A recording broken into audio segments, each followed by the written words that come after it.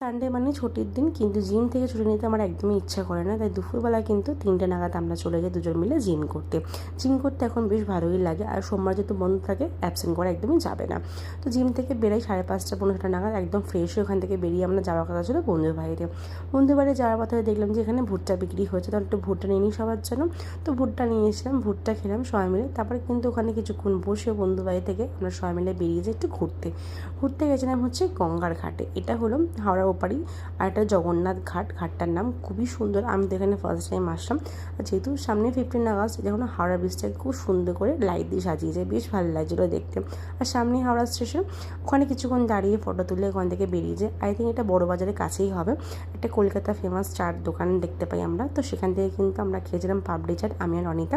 এই পাপড়ি চাটে first time দেখলাম যে ছোলা দিয়েছে, খেতে তো খুব ভালোই লেগেছিলো। তারপর ডিনার করতে যেতে হবে, তো আমরা গেছিলাম ধর্মতলা আমিনিয়াতে। আমি অন্য জায়গায় ব্রাঞ্চ আমিনিয়াতে খেয়েছি, তো এইটা সব থেকে পুরোনো। তো এখানে আমি প্রথমবার আসলাম। ভেতরে ঢুকে অর্ডার করেছিলাম ইরানি চিকেন তন্দুরি আমার আর অনিতার জন্য, আর ওরাও খেয়েছিল। আর আমি বিরিয়ানি খাইনি, এখন বিরিয়ানি আমি খাচ্ছি না কদিন ধরে। যেখানেই যাচ্ছি কাবাব বা তন্দুরি এইসবই খাওয়ার চেষ্টা করছি। তো কাবাবটা খেতে, তন্দুরিটা খেতে তো খুব ভালোই ছিল। আর আস্তে আস্তে ফাঁকা হয়ে যাচ্ছে, রাত্রি হতে যাচ্ছে, 10:30 তখন বাজেই অলরেডি।